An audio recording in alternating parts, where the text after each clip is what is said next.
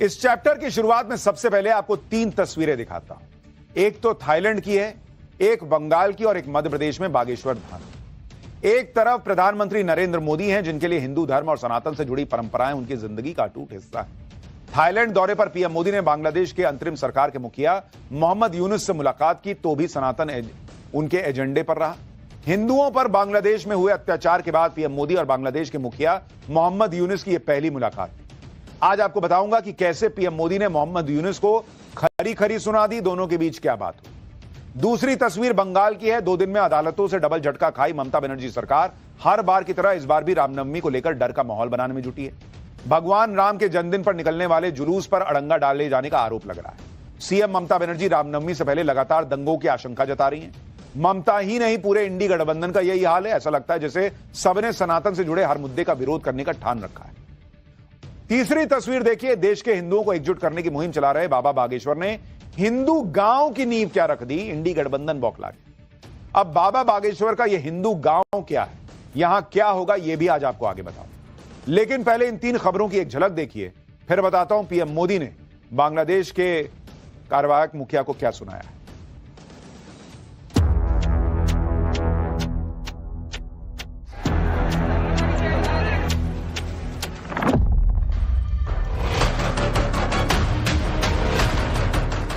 जो वहाँ पे हालत है, प्रधानमंत्री जी ने इस मुद्दे को खुल के सामने रखा। इसके बारे में हमारी गहरी चिंता उन्होंने जताई।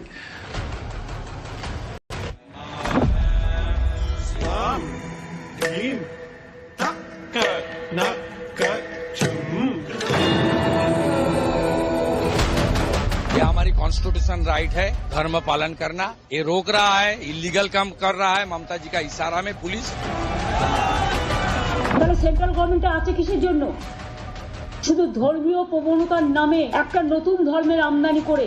हमारा भी संशय है कि जरूर वो कुछ न कुछ ऐसा काम करेगी, दंगा फैलाने की कोशिश करेगी।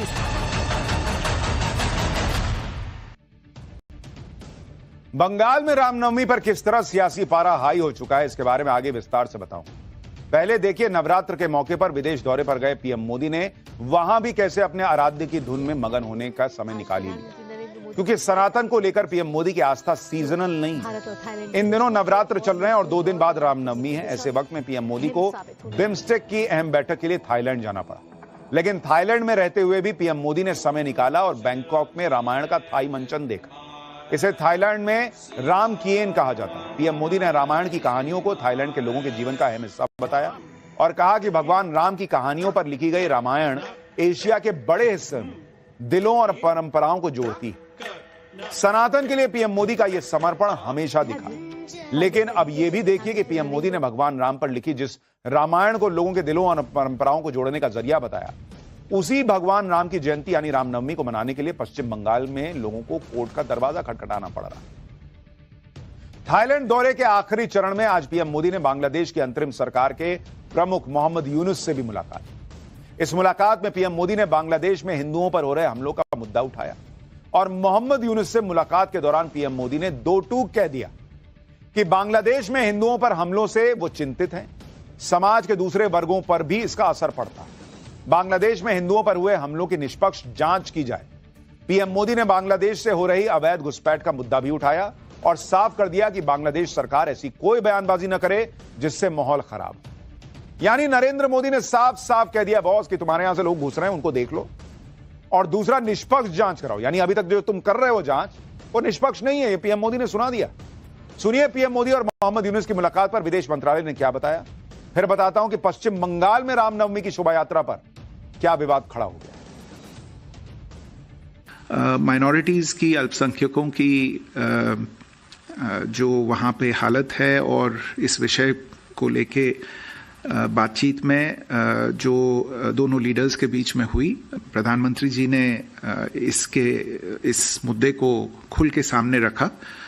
इसके बारे में हमारी गहरी चिंता उन्होंने जताई और इसका असर जो बाकी समाज पे होता है उसके बारे में प्रोफेसर यूनुस को अवगत कराया और उन्होंने अपनी आशा जताई कि आखिरकार ये जो मुद्दा है इसकी जो जिम्मेदारी है वो बांग्लादेश सरकार की है और उन्होंने आशा जताई कि बांग्लादेश सरकार इस विषय पे अपनी जिम्मेदारियों पे खरी उतरेगी और इन चीज़ों को आगे इनकी जांच करेगी।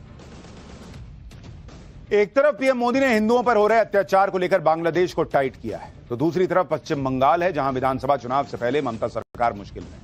यही वजह है कि बंगाल में ममता बनर्जी माहौल बनाने के लिए अपने पुराने ट्रैक पर लौट आई। बंगाल में ममता सरकार के निशाने पर आरोप लग रहा है कि एक बार फिर हिंदू त्योहार है। रामनवमी पर पूरे बंगाल में डर का माहौल बनाया जा रहा है। पुलिस वालों की छुट्टियां कैंसिल कर दी गई हैं, गश्त बढ़ा दी गई है। दूसरी तरफ ममता के गढ़ में खुलेआम भगवा का अपमान किया जा रहा है। और तो और ममता बनर्जी ने बीजेपी पर बंगाल में दंगे की साजिश का भी आरोप लगा दिया। लेकिन अब लगता है कि बंगाल में ममता बनर्जी की तुष्टीकरण की सियासत को जैसे ग्रहण लग गया है।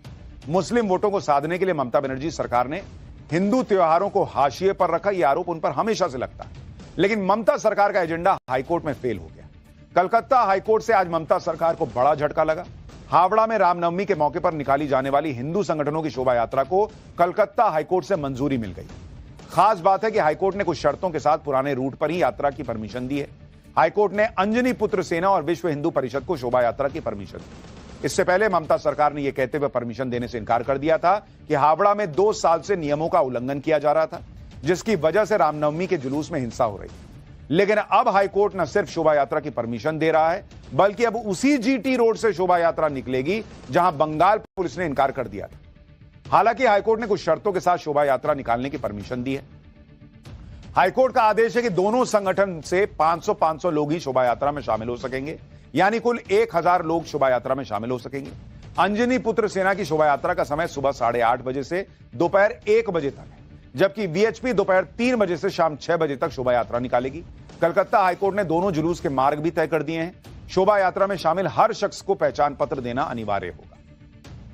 कोलकाता हाईकोर्ट के इस फैसले के बाद ममता बनर्जी बैकफुट पर हैं। बंगाल में बीजेपी एक बार फिर हावी हो गई है। शुभेंदु अधिकारी कैसे ममता सरकार पर निशाना साध रहे हैं, एक बार देखिए, फिर बताता हूं कि बीजेपी ने बंगाल के लिए क्या मेगा प्लान तैयार किया है। यह हमारी कॉन्स्टिट्यूशन राइट है, धर्म पालन करना। ये रोक रहा है, इलीगल काम कर रहा है ममता जी का इशारा में पुलिस, इसलिए हाईकोर्ट का दर्जा खटखटाना पड़ रहा है। हर इश्यू में हाईकोर्ट में, सुप्रीम कोर्ट में जाना पड़ रहा है। ये हाईकोर्ट ने कॉन्स्टिट्यूशन को प्रोटेक्शन दिया है। आर्टिकल 25 से 28 देख लीजिए। हमारी रिलीजियस परफॉर्मेंस करने का पूरा अधिकार है, छीनने का कोशिश कर रहा है ममता पुलिस। इसलिए हाईकोर्ट जो वर्डिक्ट दिया है विद इन कॉन्स्टिट्यूशन दिया है। I personally as a leader of opposition I welcome this verdict. High court के आदेश के बाद हावड़ा में हिंदू संगठन एक बार फिर एक्टिव हो गए। रामनवमी के जुलूस की तैयारी एक बार फिर शुरू हो गई है। शोभा यात्रा के लिए सजावट का सामान तैयार किया जा रहा है, तो दूसरी तरफ पूरे शहर को भगवा झंडों से पाट दिया गया। सिर्फ हावड़ा ही नहीं, पश्चिम बंगाल में रामनवमी की शोभा यात्रा को ग्रैंड बनाने के लिए बीजेपी ने 5 स्टेज का मेगा प्लान तैयार कर लिया है। 6 अप्रैल यानी रामनवमी को बीजेपी 2000 शोभा यात्राओं का आयोजन करेगी। बीजेपी बंगाल में हर छोटे बड़े शहर में रैलियां निकालेगी। बीजेपी का दावा है कि वो इस मौके पर 1 करोड़ हिंदुओं को सड़कों पर जुटाएगी। नंदीग्राम में भी रैली का आयोजन किया जाएगा, उसी नंदीग्राम में जिसे शुभेंदु अधिकारी का गढ़ कहा जाता है। इसी सीट से शुभेंदु अधिकारी ने ममता बनर्जी को विधानसभा चुनाव में करारी शिकस्त दी। बीजेपी का कहना है कि अगर प्रशासन ने इजाजत दी तो ठीक है, नहीं तो बिना परमिशन शोभा यात्रा तो निकलेगी ही निकलेगी। रामनवमी पर हो रही सियासत को ममता बनर्जी ने अलग ही लेवल पर पहुंचा दिया है। रामनवमी से पहले ही ममता बनर्जी ने कहना शुरू कर दिया है कि बीजेपी उन्हें जेल भेजना चाहती है। बीजेपी दंगे भी करवा सकती है। एक बार ममता बनर्जी को सुनिए, उसके बाद बताऊंगा रामनवमी से पहले बंगाल में डर का माहौल क्यों बन रहा है। कि जेले पुरे देवे, I welcome, catch me if you can. गरीब लोकेদের সব কাজ বন্ধ করে দিয়েছে সেন্ট্রাল গভর্নমেন্ট। তাহলে সেন্ট্রাল গভর্নমেন্টে আছে কিসের জন্য? শুধু ধর্মীয় প্রবণতার নামে একটা নতুন ধর্মের আমদানি করে। बंगाल में ममता बनर्जी की ही सरकार है और वो खुद कह रही है कि बीजेपी दंगा कराना चाहती है। लेकिन आज बीजेपी ने भी बताया कि बंगाल में दंगा करवाना चाहता कौन है। सुनिए संबित पात्रा को, उसके बाद बताऊंगा रामनवमी के जुलूस ही नहीं, ममता बनर्जी को जय श्री राम के नारे से भी कितनी एलर्जी है। हमारा भी संशय है कि जरूर वो कुछ ना कुछ ऐसा काम करेगी, दंगा फैलाने की कोशिश करेंगी। उसके लिए वो बहुत जानी जाती है, ट्रैक रिकॉर्ड ऐसा है। जरूर आज से ही शुरू करेंगी, कोई नहीं, अभी देखिएगा आप, दोपहर से ही वो शुरू कर देंगी। वो दोपहर से ही शुरू कर देंगी, मगर हम अपने न्याय की लड़ाई में पीछे नहीं हटेंगे और अगर उनके जो ट्रैक रिकॉर्ड के मुताबिक वो ऐसा कुछ काम भी करेंगी तो उसमें भी हम लड़ेंगे न्याय के लिए। ममता बनर्जी के ट्रैक रिकॉर्ड से बीजेपी वाकिफ है। आज बीजेपी ने उसका एक सबूत भी दिया। रामनवमी से पहले बीजेपी ने ममता बनर्जी पर एक और आरोप लगाया। शुभेंदु अधिकारी ने एक वीडियो शेयर किया जिसमें कुछ लोग भगवा झंडे को निकालकर कचरे के ट्रक में फेंक रहे हैं। शुभेंदु अधिकारी का दावा है कि जहां भगवा झंडे का अपमान किया गया वो ममता बनर्जी का विधानसभा क्षेत्र है। शुभेंदु अधिकारी का आरोप है कि रामनवमी को लेकर ममता काफी परेशान है और हिंदुओं के एकजुट होने से उनकी नींद उड़ गई। बीजेपी का आरोप है कि ममता बनर्जी को सिर्फ हिंदू त्योहारों से ही एलर्जी नहीं है बल्कि उन्हें और उनकी पूरी पार्टी को राम के नाम से परे। 23 जनवरी 2021 को कोलकाता के कार्यक्रम में जय श्री राम के नारे लगने के बाद ममता बनर्जी ने भाषण बंद कर दिया था। 6 मई 2019 को बिष्णुपुर में ममता ने कहा था कि जय श्री राम बीजेपी का नारा है और वो सभी को इसे लगाने के लिए मजबूर कर रही है। 4 मई 2019 को पश्चिमी मिदनापुर में जय श्री राम के नारे लगने के बाद ममता बनर्जी गुस्सा हो गई थी। 31 मई 2019 को भाटपारा में ममता बनर्जी के काफिले के पास जय श्री राम के नारे लगाने वाले 7 लोगों को हिरासत में लिया गया। 5 जून 2019 को कोलकाता में अभिषेक बनर्जी ने कहा था कि जय श्री राम के नारे की टीआरपी घट रही। रामनवमी पर मचे घमासान के बीच ममता बनर्जी को कोर्ट से 2 दिन में डबल झटका लग चुका है। ममता बनर्जी बंगाल में ही इतना घिर चुकी हैं कि बीजेपी तो कह रही है कि उन्हें जेल हो जाएगी। ममता बनर्जी के जेल जाने के समीकरण क्यों बन रहे हैं, जरा वो भी समझिए। कल सुप्रीम कोर्ट ने कोलकाता हाईकोर्ट के उस फैसले को बरकरार रखा जिसमें 2016 में हुई शिक्षक भर्ती में 25,753 नियुक्तियों को रद्द कर दिया गया। सुप्रीम कोर्ट ने अपने फैसले में शिक्षकों की नियुक्ति को अमान्य करार देते हुए पूरी चयन प्रक्रिया को ही दूषित और दागी करार दिया। सुप्रीम कोर्ट ने कहा है कि 3 महीने में नए सिरे से नियुक्ति प्रक्रिया शुरू करनी होगी। 2016 का यह पूरा मामला है। आरोप है कि इस भर्ती में बड़े पैमाने पर हेरफेर और भ्रष्टाचार हुआ था।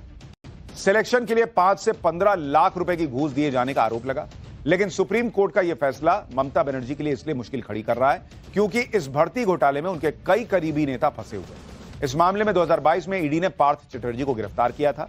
घोटाले के समय पार्थ चटर्जी ममता सरकार में शिक्षा मंत्री थे। इसी मामले में टीएमसी के विधायक माणिक भट्टाचार्य और जीवन कृष्ण साहा को भी गिरफ्तार किया गया। इसके अलावा निलंबित टीएमसी नेता शांतनु कुंडू और कुंतल घोष भी इसी घोटाले के चलते जेल में। और अब तो सुप्रीम कोर्ट कह रहा है कि भाई पूरी जो प्रक्रिया थी उसमें बहुत गड़बड़ियां है। घोटाला खुलने से पहले पार्थ चटर्जी ममता बनर्जी के बेहद खास हुआ करते थे। लेकिन ममता बनर्जी की खासियत यह है कि जो किसी बड़े स्कैम में फंसता है ममता बनर्जी उससे दूरी बना लेती। शिक्षक भर्ती घोटाले के आरोपियों से भी ममता बनर्जी ने दूरी बना दी। लेकिन ममता बनर्जी की मुश्किल अभी भी इसलिए बढ़ी हुई है क्योंकि सुप्रीम कोर्ट ने कहा है कि मामले की जांच सीबीआई को आगे बढ़ाने की बढ़ा पाएगी, यानी जांच की आंच ममता बनर्जी तक पहुंच सकती है, यह भी अंदाजा लगाया जा रहा है। यही वजह है कि बीजेपी कह रही है कि ममता बनर्जी को जेल जाना पड़ेगा। वो पजामा टी शर्ट में आके बोलते डेमोक्रेसी खत्म हो गई, हत्या हो गई डेमोक्रेसी की, मुख्यमंत्री को गिरफ्तार करो, अरेस्ट करो, हिटलर है। कहां है भैया राहुल गांधी? कहां हो आप? कहां है ये इंडी वाले? आओ ना। ये डिस्ट्रिक्ट कोर्ट ने नहीं सुप्रीम कोर्ट ने बताया है। और ऐसे रिक्रूटमेंट स्कैम्स के लिए याद करिए हरियाणा में पूर्व में मुख्यमंत्री जेल गए हैं, जेल। दीदी जेल जाएंगी। संबित पात्रा तो ताल ठोक के कह रहे दीदी जेल जाएंगी। लेकिन दीदी के अलावा अब बात बाबा की, बागेश्वर बाबा की। वैसे तो बाबा बागेश्वर जहां जाते हैं धमाल मचाते हैं, लेकिन इस बार ये धमाल उन्होंने मध्य प्रदेश के छतरपुर में अपने बागेश्वर धाम में ही मचा दिया। बाबा बागेश्वर ने हिंदू राष्ट्र के सपने को साकार करने के लिए देश के पहले हिंदू गांव की नींव रख दी। ये गांव अगले 2 साल में बनकर तैयार होगा। बाबा बागेश्वर ने वैदिक मंत्रोच्चार के साथ हिंदू गांव का भूमि पूजन किया। बाबा बागेश्वर का हिंदू गांव कैसा होगा इसके बारे में भी आपको बताता हूं। इस गांव में रहने वाले लोगों की जीवन शैली वैदिक संस्कृति पर आधारित होगी। योजना के मुताबिक इस हिंदू गांव में 1000 परिवार रहेंगे और इसे बागेश्वर धाम परिसर में तैयार किया जाएगा। बागेश्वर धाम जन सेवा समिति इस गांव के लिए जमीन देगी। मकान एग्रीमेंट के आधार पर दिए जाएंगे और वहां बसने वालों के लिए कुछ विशेष धार्मिक और सामाजिक शर्तें तय होंगी। खास बात यह है कि इस गांव की जमीन न तो खरीदी जा सकेगी न बेची जा सकेगी। गांव में सिर्फ उन्हीं लोगों को प्रवेश मिलेगा जो सनातन धर्म में आस्था रखते हैं। बागेश्वर बाबा ने हिंदू गांव की नींव को हिंदू राष्ट्र के लिए पहला कदम बताया है और कहा कि हिंदू घरों, हिंदू गांवों, हिंदू जिलों और हिंदू राज्यों के बाद ही हिंदू राष्ट्र का सपना पूरा होगा। सुनिए एक बार। अगर भारत को हिंदू राष्ट्र बनाना है तो पहले हमें हिंदू राज्य बनाने होंगे, हिंदू राज्य बनाने के पहले हिंदू जिले बनाने होंगे, हिंदू जिले बनाने के पहले हमें हिंदू गांव बनाने होंगे और हिंदू गांव बनाने के पहले हिंदू घर बनाने होंगे। हिंदू घर बनाने के लिए पहले कट्टर हिंदू बनाने पड़ेंगे।